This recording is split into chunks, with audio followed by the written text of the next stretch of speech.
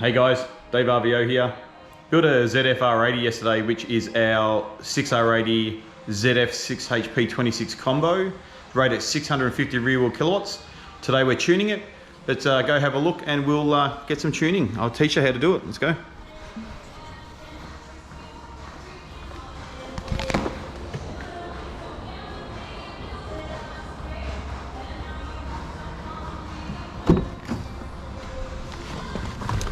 Okay, we're using a HP tuner today because it's the easiest to use.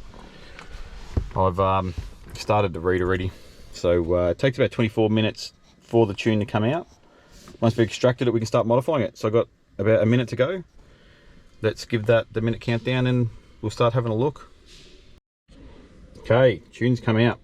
So we just put the car's rego number so we know when they come back. We'll put that in. Okay, now it's going to open up the page. Okay, here's our tuning icons up the top. We're just going to stick to transmission. Okay, here we go. Here's your basic tables. Shift scheduling, shift pressure, shift properties, torque converter, torque management. Main thing we want to work on is shift pressures. So we have upshift and downshift and general. So general is base line pressure. So that's the line pressure that the clutch is going to hold with once the clutch is engaged. Then you have upshift. So oncoming pressure is the pressure that is going to apply the clutch with. So not hold the clutch, actually apply the clutch. So that's why it has like 1, 2, 2, 3, 3, 4, where in general it has base line pressure. So that line pressure is what's going to hold the clutch after the gear change. And upshift is oncoming is what shift pressure it's going to use to apply the clutch. So the pressures are quite low generally. This is only 4.4 bar at full throttle, so at 5,000 plus RPM and 700 Newton meters plus, it's only 4.4 bar. I can actually turn that up to 33 bar, which is ridiculous, but that some transmissions need that sort of pressure at high power levels. But this tune, we're probably going to push light throttle. We won't need too much, but up the top when we're making maximum RPM, maximum torque, I'm probably going to push that up to around probably 17 bar. I want a real fast, firm gear change, no slippage. Then I can reduce a little bit of torque reduction. So we're going to massage these tables. And then what we're also going to do, we're going to have a little bit of play with the torque management. So that's the torque management up here. This is torque management on upshifts. So you have obviously the same, as the gear's changing, you'll have X amount of torque reduction that's actually reducing the torque during the gear change. Well, this has none 1 to 2, which is pretty common. 2 to 3, it has only very minimal, only has minus 30. And this is ramp time is to do with how long it will actually retard the timing for or reduce the torque for. So this has relatively low torque reduction. Obviously why we've seen the shaft or the input shaft close to braking. Like to keep this together, I would have had a little bit more torque reduction and probably a little bit more shift pressure. But you've got to be careful. So shift pressure can cause a too aggressive shift, which can actually shock things into braking and obviously shock the input shaft into braking. So a good way to do it is have a little bit of torque reduction and a little bit of pressure. So there's two ways of doing it. One way is no torque reduction and massive amounts of pressure, so it has good applied pressure during the gear change, but then that can shock things into braking. Or the other way is reducing the torque through the gear change, then you don't need so much pressure. So there's two ways of balancing it. If you've got a full built box, you don't even need torque reduction, you just hammer the clutch on. But then it's a little bit harder on the drivetrains, harder on his axles, harder on his tail shaft. But I do a little bit of both. I'll have a little bit of torque reduction and a little bit more pressure, so it works a little bit better. And so it keeps the transmission safe, keeps the drivetrain safe. We're going to also play with the torque converter as well. So this shift map is when the torque converter is being applied. So because it's got a high stall in it, I'm going to make use of that high stall. A high stall actually during the stall, under the stall speed, will have what's something called torque multiplication. So while the converter's slipping, it's multiplying torque. So you want to be able to make the most of that. So I'm going to turn the converter clutch on in the lower gear, in the lower gears, which you'd normally have it on in the factory tune, just to make better use of the high stall converter and better use of the torque multiplication that the converter can produce. So I'm going to start working on the tune, then I'm going to come back and I'll show you what I've done. Talk to you soon. Okay, we're back tuning. Done most of my adjusting. I'll show you a little bit of what we do. So shift pressure. So you have oncoming pressures. I'll go to upshift. So you can see all the red ones are ones I've physically changed. And I'll show you something as well. I'll physically save the file. So just save it as his rego number plus RVO mod. So we know that's a modified file. So if we need to go back and have a look and see what we've modified, so I'll go to 3/4 oncoming. You can see I'm up around 17 bar now. But at light throttle, I haven't really lifted a lot. I've only lifted at 0.2 of a bar at 0, just so it feels a bit nicer. And we're not scared of breaking the input shaft or the planetaries, so we've got a little bit more pressure. But up the top, we're going to crank it on.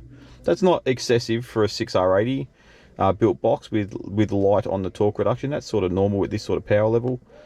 The benefit is, I'll show you. So that's the table I've got. We can open a compare file. So I'll open this. I go to his original file. And then what I can do, I can open the file and then I can compare it to the old file. That tells me how much I've adjusted it. So if you ever think you've made a mistake, you can go back and have a look and see exactly what you've done. Okay, we're back. I've written a basic tune here. All the green ones are the modified tables. So let's have a look at shift pressures. So you can see I've modified the baseline pressure. All I've done is I've upped the baseline pressure about 2 bar, because it's got XCD HP2 clutch kit in it, so it has a lot of frictional grip, so we don't need to add a lot more pressure. But a lot of people don't notice, the more clutches you have, the more pressure you need to push them on as well. Even though you've got more grip, you actually need a little bit more pressure to actually push them on, because there's more material getting compressed. So you always need to add a little bit of pressure. Upshift tables, you can see I've gone a little bit crazy here. All oncoming pressures, oncoming in normal mode and manual mode. And torque converter clutch, I've played with the first 3 tables, so that's second, third and fourth. So in second it's completely off, in third it's completely off, in fourth I've done a custom patch there where the converter's off during torque multiplication and just comes back on at the top of the run. So the converter's super efficient. Torque management, I found something a little bit weird. I've got to have a bit more of a play with this. So as I might have shown you earlier, like the torque reduction is quite low. It's like 0 from first to second. They got it turned off here, like 0 milliseconds ramp time.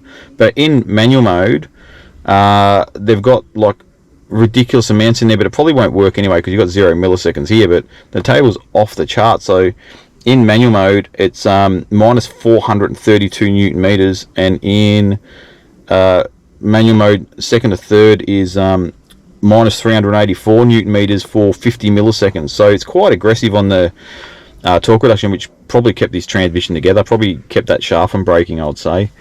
But we've got to muck around with that. Okay, I've saved the file and we're ready to flash. So let's flash it in there. Okay, where are we? Just hit right there. Off it goes. Doesn't take long, it's really quick. Goes right in now.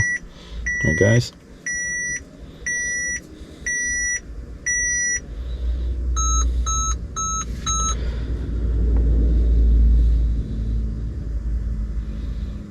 There you go, done deal. Cycle the ignition. Okay, the only thing we've got to be careful of is we can't adjust these a lot. So there's a cutoff temperature at about 60 degrees. So once the transmission hits 60 degrees, it will not accept the file. You have to let them cool down under 60 degrees and flash them again. So you got to try and get a few adjustments in before they get too hot. But we might be right, it probably just worked perfect straight up. Done a heap of these, I know what numbers to put where. And yeah, that's about it. Okay, let's go for a spin.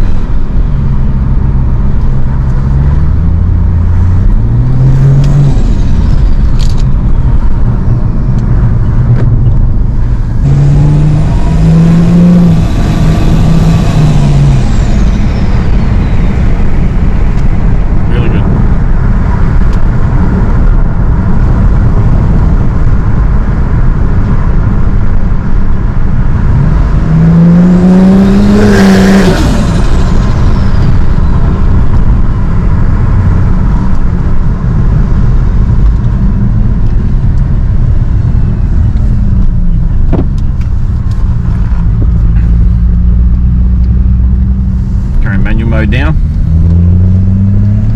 A bit of a feel.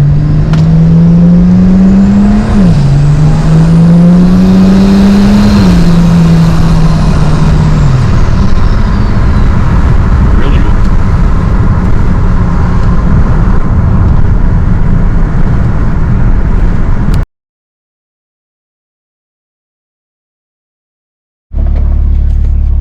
Okay, we'll check out the converter stall speed.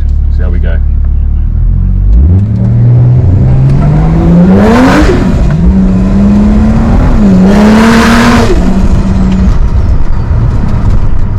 That's good.